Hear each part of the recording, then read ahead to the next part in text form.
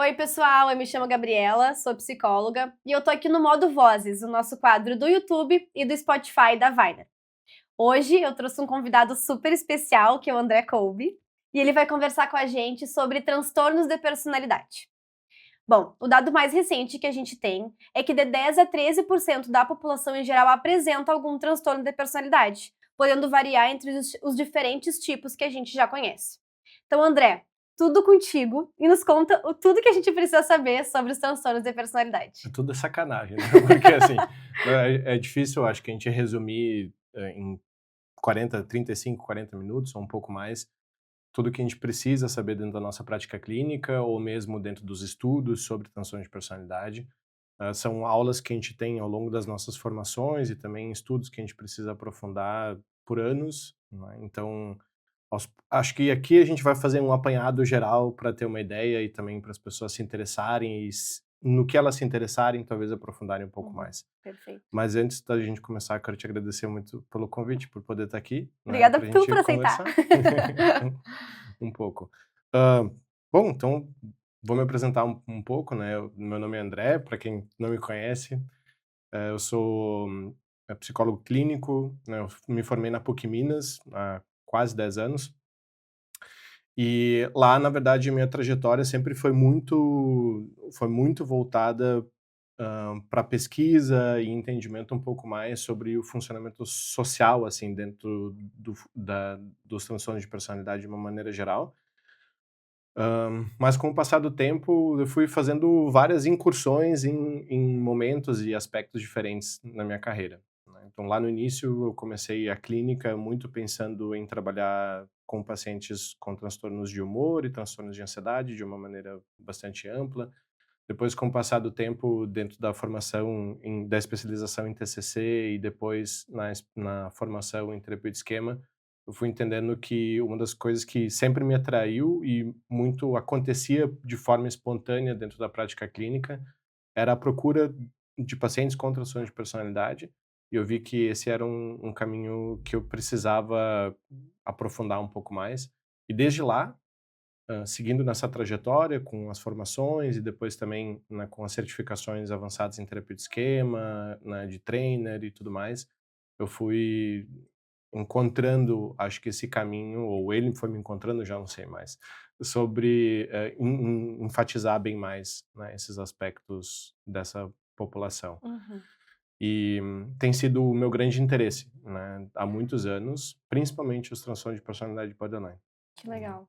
E acho que é um bom gancho para a gente começar, né. Tu começou trazendo sobre estudos mais voltados para de humor, ansiedade, e Uhum, que agora a tua caminhada vai mais para transtornos de personalidade. uhum, E de uma forma simples, porque como tu mesmo pontuou, a gente precisa estudar muito e aprofundar muito para entender as diferenças entre uma coisa e outra, mas como que a gente poderia conceitualizar o que que é um transtorno de personalidade e por que que ele se difere dos transtornos, por exemplo, de ansiedade, uhum. transtornos de humor? Uhum. Essa é uma pergunta e uma dúvida muito comum, principalmente dos alunos, quando a gente pensa nas formações em TE ou mesmo em TCC. Uma das grandes diferenças é que o transtorno de humor, de uma maneira bastante geral e ampla, é um transtorno, são eventos específicos de mudança de humor que acontecem num determinado período de tempo. Então, tu tem o fator tempo como um dos principais componentes diferenciais. Então, quando transtornos de humor bipolar, por exemplo, tu tem ali uma alteração de humor tanto para mania e hipomania ou então para um quadro mais deprimido por um período de tempo e depois uma estabilização desses quadros, ou então mesmo com pacientes que têm só uma depressão, normal, né, normal no sentido de uma depressão unipolar, então esses também têm um curso de tempo bem delimitado e específico, ou mesmo nos transtornos de ansiedade, que também tem essa variação de tempo bastante delimitada. Então aqui a gente tem esse fator tempo como sendo uma das chaves diferenciais bem significativas. Quando a gente pensa em transtorno de personalidade, a gente pensa, na verdade, numa mudança, em várias mudanças em várias áreas de vida das pessoas. Então, seja em mudanças e oscilações de humor, seja também em contextos sociais e relações sociais, seja também na forma como essas pessoas se relacionam com o trabalho, na sua produtividade. ou mesmo no estilo de vida e no jeito que elas conseguem manter, por exemplo, hábitos e qualidades de vida. Enfim, tu tem um impacto muito mais geral, né, de uma maneira bastante ampla. Uhum. Então essa é um pouco da diferenciação. Claro que uma coisa não exclui necessariamente a outra, né. Uma pessoa com transtorno de personalidade pode ter uma comorbidade com um transtorno de humor, por exemplo, Uhum. né, e isso também pode acontecer e acontece muito dentro da clínica de uma maneira geral. E como tu comentou, quando a gente fala de transtornos de humor ou de ansiedade, tem um episódio do tempo, né, a gente usa o tempo como um delimitador. Já esses transtornos de personalidade é algo do tipo: "Eu sempre fui assim", né. Uhum, "Pô, eu uhum. sempre fui assim". Algumas coisas até meio que ficaram acostumadas, né, o Sim. meu funcionamento, por mais prejuízo que traga: "Não, mas eu sempre fui dessa forma".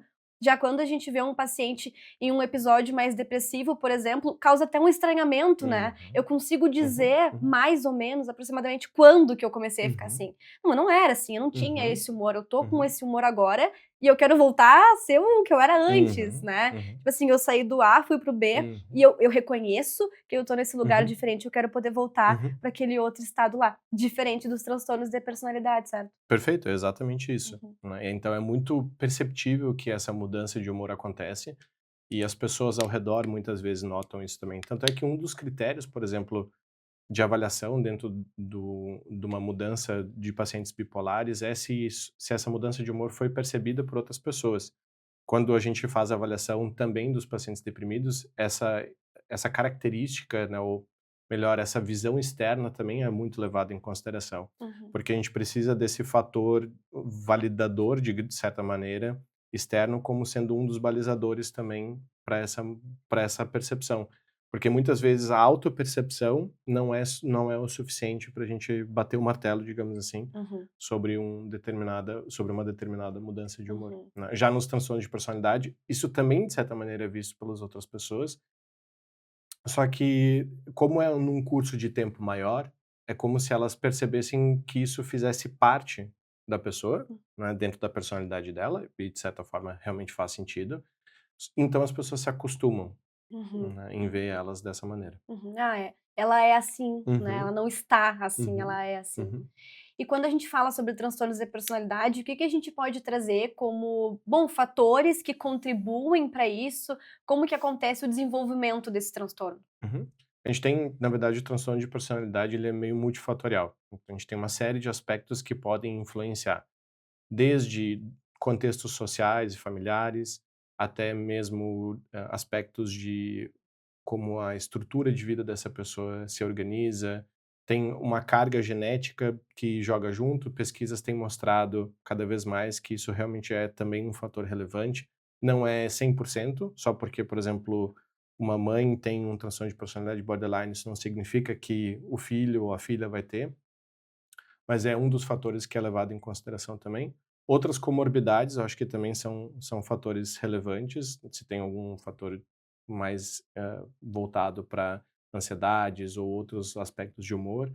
Então, na verdade, quando a gente faz uma avaliação sobre um paciente ou mesmo constrói com ele um plano de tratamento, a gente precisa levar em consideração todo esse contexto de uma forma bastante ampla. Uhum, Então não é um fator, né, a gente não pode dizer foi um gatilho ou foi uma coisa que fez com que essa pessoa desenvolvesse um transtorno de personalidade, mas sim que é um contexto como um todo, e aí joga junto fatores ambientais, fatores, intrínsecos e internos, né, e aí entra a biologia, entra toda a estruturação também em termos de personalidade, e aí, por consequência, outras coisas também. uhum.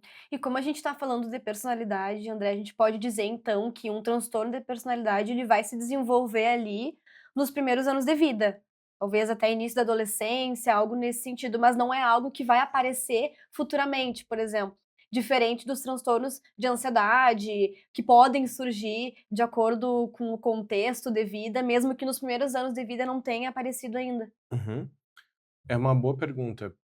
Quando a gente fala de transtornos de humor ou outros diagnósticos relacionados, a gente pode ver o aparecimento desse tipo de diagnóstico ao longo do curso do tempo, né, e ao longo da história de vida de uma pessoa. Claro que a gente tem uma e outra um e outro cuidado que a gente precisa ter na hora de fazer, por exemplo, um diagnóstico, como os transtornos de humor bipolar, mas o importante é que a gente consiga ter clareza de que realmente o aparecimento desses sintomas podem ser ao longo do tempo e ao longo da vida. Quando a gente fala de um transtorno de personalidade, ele começa a ficar mais aparente a partir do momento da adolescência. Só que, mesmo na adolescência, a gente precisa ter um cuidado também na hora de diagnosticar alguém com um transtorno de personalidade, principalmente pela fase. A gente sabe que a adolescência é uma fase muito importante de mudanças fisiológicas, né, biológicas também, então, tu tem uma série de alterações hormonais que podem influenciar diretamente em oscilações de humor, em oscilações de comportamento, né? O cérebro ainda não está 100% formado, então tem áreas do cérebro que estão maduras o suficiente só a partir dos 20 anos. Então, tem uma série de aspectos que a gente precisa levar em consideração na hora de fazer um diagnóstico dessa magnitude, né? Uhum. Até porque uma das coisas que muitas vezes acontece também quando a gente diagnostica alguém, vem junto, né, um pacote que está presente dentro da nossa sociedade, que são os estereótipos que acabam sendo criados, os julgamentos, as críticas sobre algo e alguma pessoa nesse sentido, né. Uhum. E quando a gente fala sobre tratamento, além do acompanhamento de psicoterapia, que outros componentes também ajudam uma pessoa com transtorno de E personalidade? aí vai depender muito de quais comorbidades essa pessoa apresenta ou quais características ela tem dentro do seu quadro. Por exemplo, pacientes com transtorno de personalidade borderline apresentam muita desregulação de humor. Então, por si só, muitas vezes apresentam também dificuldade de manter um humor que seja estável, a ponto de conseguirem ter uma vida e uma qualidade de vida saudável. Então, em alguns casos, se não a maioria, é muito importante a gente fazer o acompanhamento medicamentoso também com o psiquiatra, pensando, por exemplo, em estabilizadores de humor, ou então se são aspectos mais relacionados à ansiedade, medicações que se direcionam mais para esse tipo de tratamento. Uhum. Mas vai depender muito do paciente em si, né, e também das características que essa pessoa tem. Pacientes narcisistas, por exemplo, né, normalmente variam muito entre depressão e ansiedade, e esses, por si só, quando necessário, também vão precisar dos seus tratamentos. E assim vai ser de acordo com todos os transtornos de personalidade, né. Uhum, uhum. E quando esses pacientes chegam para psicoterapia, tem alguma coisa que normalmente surge: "Ah, né, meu namorado me mandou um conflito mais relacional", Aham, ou "Não, aham. minha família", ou "Eu percebi que eu tô tendo prejuízo". Tem algo que em comum entre os pacientes que procuram por psicoterapia? Uhum. O que a gente falou mais cedo sobre esse prejuízo geral que existe na vida dessa pessoa com um Uhum, transtorno de personalidade. uhum, Então, acho que esse é o grande fator em comum, né. uhum, São prejuízos que podem ser vistos em várias áreas. Ele é muito disseminado, o prejuízo. uhum, Então, esse é um dos primeiros fatores que a gente vê em comum entre todos eles. Mas por que eles vieram para terapia são fatores muito específicos, às vezes, e muito individuais também. Então, por exemplo, pacientes narcisistas vêm muito, não necessariamente por vontade própria, né, por desejo próprio, mas por um conflito relacional, conjugal, por um conflito no trabalho, ou porque corre o risco de perder o trabalho, ou porque tem alguma interação que sente que não está sendo adequada, ou por estar em sofrimento muito grande em função de um quadro deprimido, ou porque vai perder muito dinheiro, ou já perdeu muito dinheiro. Enfim, são alguns clichês, assim, de certa forma, que acabam acontecendo. Hã, Quando a gente fala em transtorno de personalidade borderline, a gente fala muito do sofrimento que esses pacientes têm, e muito também da complexidade, do grau de sofrimento que eles apresentam. Então ali a gente tem muitas vezes um prejuízo gigantesco relacional, uma sensação muito grande de vazio e de solidão, então ou mesmo quadros muito deprimidos ou riscos muito grandes em relação à vida. Então esses às vezes são tópicos que fazem com que esses pacientes venham para terapia. Mas claro, eu citei 2 aqui, mas 2 transtornos de personalidade, mas eu acho que existem tantos outros que a gente tem especificamente para cada um deles, talvez, componentes que fazem com que essas pessoas procurem. uhum, Mas normalmente são esses prejuízos gerais, assim, e aí ou por necessidade própria, porque de alguma forma tem um insight, mesmo que não muito grande, sobre esse prejuízo, ou então por incentivo de outras pessoas, ou mesmo obrigação de outras pessoas, né, também de precisarem fazer psicoterapia. Uhum. E esses 2 exemplos que tu trouxe foram ótimos, na verdade, porque hoje em dia, tanto o transtorno de personalidade borderline quanto o narcisista, se criou, né, um discurso social até de estigmação, de gerar um estigma, né. Uhum, Tipo: uhum. "Ah, não, ele tá tendo tal comportamento é porque é narcisista. Ah, tá tendo tal Uhum, comportamento uhum, é porque é borderline", uhum, né. Então a gente que estuda e que tá trabalhando com isso, a gente ainda consegue filtrar esses comentários e trabalhar em cima disso, mas para as pessoas que não estão em contato com a área, realmente se torna algo muito estereotipado de uma forma negativa, né. uhum, Então: uhum, "Ah, não, eu não quero me relacionar com ele porque ele é border, não quero me relacionar com essa pessoa porque é narcisista". E talvez as pessoas ainda não tenham consciência ou até mesmo o conhecimento sobre o que que é um transtorno, o que que é outro, né. Já que tu trouxe esses 2 como exemplo, eu gostaria de te perguntar, de uma forma breve, claro, mas para que a gente possa também desmistificar um pouquinho, né, o que uhum. que é o borderline e o que que é o narcisista? Tá. Hã, acho que é uma ótima pergunta, assim. Todas, aliás, todas que tu tem feito eu falo isso, né, são ótimas perguntas, Obrigada pela mas validação. mas, vamos lá. Eh, Faz parte, acho que um pouco do aspecto social, a gente entender que as pessoas elas não têm como ter um conhecimento muito aprofundado sobre transtornos de personalidade ou mesmo aspectos relacionados à psicologia de uma forma geral, por não terem acesso a esse tipo de informação. Então, de uma maneira bastante democrática, eu acho que o fato da internet ter começado a disseminar mais essas informações, claro, a gente precisa ter cuidado com a informação que a gente tem, mas, faz com que a população tenha mais acesso a determinados conteúdos e consiga aos poucos diferenciar. Não é à toa que a gente tem visto um crescimento muito grande de procura por psicoterapia desde a época da pandemia, né, e também de entendimento sobre a necessidade desses processos em função muito dessa disseminação de informação. Então, quanto mais a gente conseguir, de uma maneira ética, técnica, poder diferenciar, né, aspectos relacionados ao funcionamento psicológico, melhor. Claro que não é para necessariamente a gente construir, pessoas de um público geral que tem um PhD, né, em determinado área de conhecimento dentro da psico, mas a informação sempre é muito válida.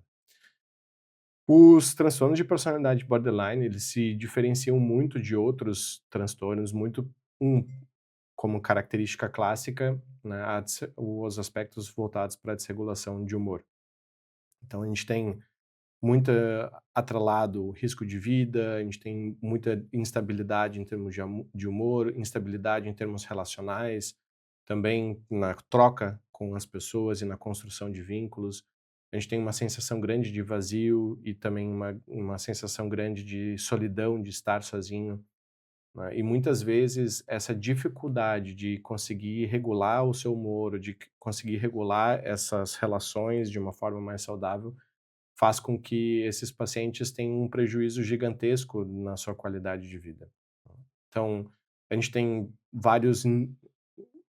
acho que a gente tem vários graus de prejuízo dentro desse tipo de transtorno de personalidade, desde prejuízos muito severos que colocam realmente muito em risco a vida da pessoa, até prejuízos não tão severos em termos de vida, mas severos sim em termos de qualidade e também de estrutura, que aí entram muito mais em aspectos relacionais ou aspectos mesmo, de trabalho, de vida, de construção de perspectivas futuras e assim por diante, né. Uhum, Então, o tratamento ele passa muito por, em cada etapa, determinar o que que de melhor a gente pode fazer para aquela pessoa naquele determinado momento, pensando na qualidade, na vida dela e também no processo em si, né, de uma forma geral. Quando a gente pensa em transtorno de personalidade narcisista, a gente está falando de um perfil de pessoas que, de forma geral, né, claro que tem as suas especificidades sempre, são pacientes que têm muita dificuldade na expressão de suas emoções, na conexão com as suas próprias emoções, que têm um déficit grande em certos momentos em empatia e também em conseguir entender o outro e se conectar com essa outra pessoa profundamente. São pacientes normalmente muito racionais e por conta da sua racionalidade, sua história de vida, na sua grande maioria, são bem-sucedidos em função do seu funcionamento, mas apresentam muito esse prejuízo também relacional, principalmente, né. Então, são pacientes muitas vezes também bastante solitários, né, são pacientes que muitas vezes têm dificuldade também nesse quesito de relacionamento social, né, mas eles não correm tanto risco de vida como, por exemplo, de desregulação emocional, como, por exemplo, os pacientes borderline. Uhum, Faz perfeito. sentido? Faz total sentido. E esses são os 2 perfis, talvez os 2 tipos de personalidade que mais aparecem pra ti na clínica? Eu majoritariamente trabalho com pacientes borderline. Uhum, Claro, tenho alguns pacientes narcisistas também, mas hoje o meu grande foco dentro da clínica tem sido pacientes com transtorno de personalidade uhum. borderline. E pra trabalhar com essa demanda, tu usa terapia de esquema? Varia muito, né. Hoje eu penso, na verdade, muito de uma forma transdiagnóstica o processo como um todo, né. Uhum, Transdiagnóstico é muito conseguir entender o que que de melhor a gente tem. Claro que isso se conecta um pouco com psicologia baseada em evidências e prática baseada em evidências, mas o transdiagnóstico é a gente conseguir construir ferramentas e um processo terapêutico que abranja e também cuide dos aspectos mais importantes da vida daquela pessoa naquele determinado momento. Então, por exemplo, terapia de esquema, ela não é uma boa abordagem pensando em regulação emocional de pacientes muito graves no primeiro momento. Então, a DBT tem muito mais estudo e muito mais respaldo técnico e científico nesse sentido. Então, normalmente com pacientes que têm uma desregulação muito grande no início do tratamento, eu uso DBT. Depois que, essas emoções elas já encontram um lugar mais estável, né, e o paciente consegue ter habilidades técnicas, consegue ter ferramentas, se sente mais seguro, e essa oscilação não aparece tanto, aí a gente pode fazer uma transição de modelo, por exemplo, pensando em terapia de esquema, para que aí a gente trabalhe mais aprofundadamente, né, esses aspectos da personalidade em si. perfeito, perfeito. E o diagnóstico, André, como que normalmente ele é feito? A gente usa o livro do DSM como também os critérios para a gente Uhum, conseguir uhum, fechar ou não o diagnóstico, uhum, mas o que mais que é importante nesse tratamento? É conversar com familiares, é conversar com psiquiatra? O que que tu vê como mais essencial antes de dar devolutiva ou quando que tu dá, quando que uhum, tu não uhum, dá sobre um transtorno de uhum. personalidade? Acho que tudo é essencial, né, Uhum, quando a gente fala, porque quando a gente fala em dar uma devolutiva ou dar um diagnóstico para alguém. Principalmente porque a gente precisa entender que um diagnóstico não é qualquer coisa. Então, um diagnóstico é um assunto sério, e é um assunto muito, muito importante e pode ser um divisor de águas da vida de uma determinada pessoa.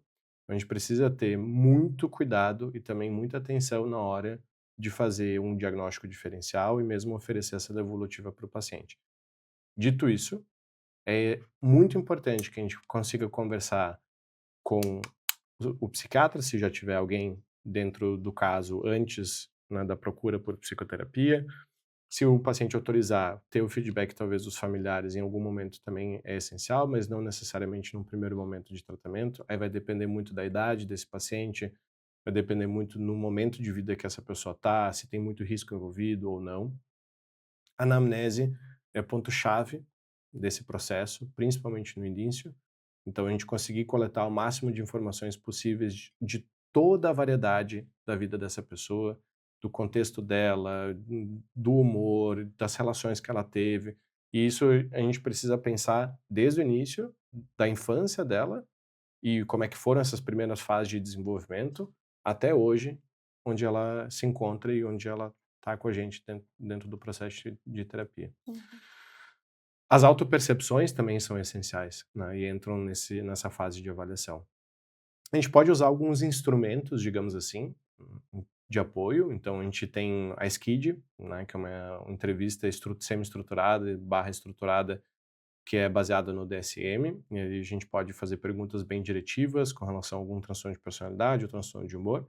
Então, essa pode ser uma ferramenta utilizada, mas além disso, a gente se baseia muito nos critérios do DSM e no CID também, né, que são guias de amparo, digamos assim, Uhum. para que a gente possa construir esse entendimento. E aí a outra fase, que também é muito sensível, mas essencial, é conseguir dar a devolutiva para o paciente, né, trazendo e construindo junto com ele, para ver se isso faz sentido, né, e se essa pessoa consegue ter a clareza sobre esses aspectos e também sobre as mudanças das características dela ao longo da vida e também consegue reconhecer isso hoje na vida dela. Perfeito. E todos esses pontos que tu está trazendo, é importante lembrar que não é feito em uma sessão, né, é um processo mais demorado, né, todo o Uhum, termo de avaliação, de compreender o funcionamento do paciente, a história de vida. Muitas vezes os pacientes podem chegar para a psicoterapia com algo muito específico para ser resolvido, né, uhum, que uhum, é aquilo que tu comentou, bom, tem um conflito relacional, tem alguma questão uhum, relacionada ao trabalho, aí o paciente foca muito naquilo, talvez seja difícil nesse primeiro momento dar uma olhada num contexto geral. uhum, Claro que a gente consegue, de certa forma, já ir observando e pontuando uhum. algumas coisas, mas esse processo de avaliação, ele vai demandar ali um tempo também, né. Sim, perfeito. Eu acho que o processo de avaliação ele tem que ser ele tem que ser entendido como um processo, né, e um processo significa ter etapas e ter um tempo para que isso seja feito. Com alguns pacientes, a gente consegue concluir um processo de avaliação em 4, 5 sessões, com outros pacientes a gente leva alguns meses, porque outras coisas pulam na frente, são mais importantes, como, por exemplo, apagar certos incêndios ou resolver certas dificuldades e problemas que estão interferindo diretamente na vida dessa pessoa naquele determinado momento, Uhum, né. Então, por exemplo, se um paciente chega com risco de vida, a gente não vai fazer uma avaliação, né, de uma anamnese. A gente vai cuidar para que essa pessoa se mantenha viva e tenha estratégias para que isso aconteça também. Depois, quando esse paciente estiver estável, aí sim a gente pensa mais num processo de avaliação e de anamnese profunda. Então, são cuidados e diferenciações que a gente precisa ter e que são essenciais para que a pessoa seja muito, muito, muito cuidada uhum. e tenha um ambiente seguro dentro da psicoterapia. Até a própria questão do vínculo, né. A construção do vínculo também vai demandar tempo. Sim, E ele é importante para que a gente consiga fazer todo o restante do nosso trabalho. sim.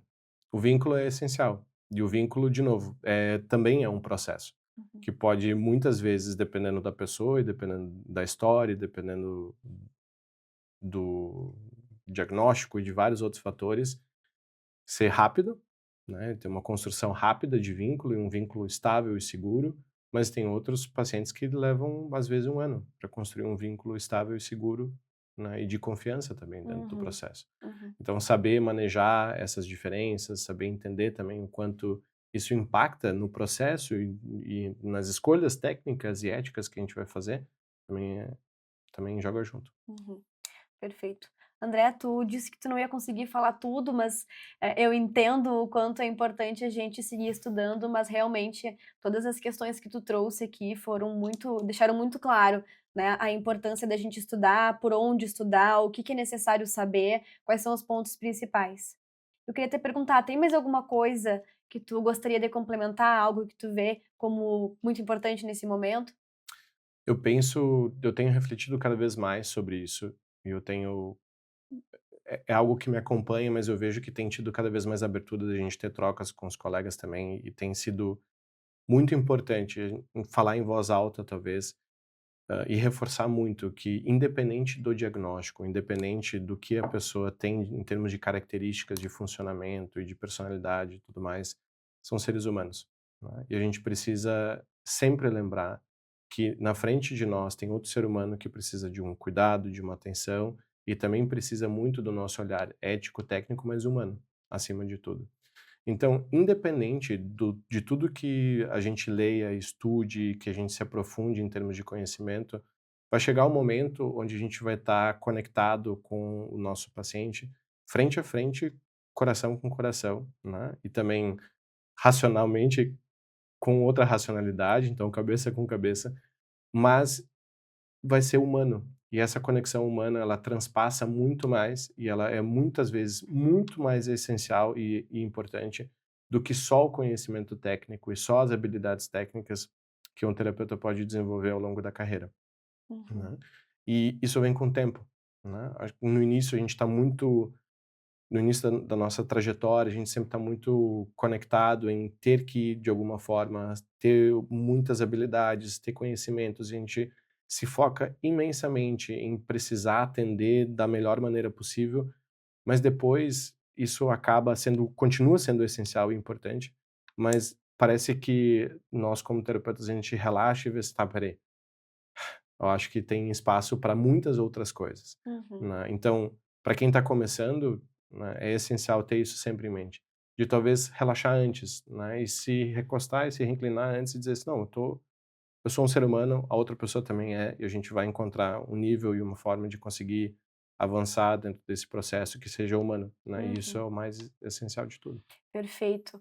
Talvez antes da gente se perguntar que diagnóstico esse paciente tem, é da gente refletir o que que esse paciente precisa, né? Sim. O que que ele precisa nesse momento, porque essa pergunta para nós mesmos ou Uhum. até mesmo para o Uhum. paciente, ela é importante porque vai nos dirigir. Uhum. Pode ser que a gente saia de uma sessão e queira buscar vários artigos e vários Uhum. estudos, e isso é importante. Uhum. Mas talvez naquele momento o paciente precisa de um cuidado, precisa de Uhum. alguém que esteja ali para escutar, alguém que Uhum. esteja ali realmente preocupado com ele.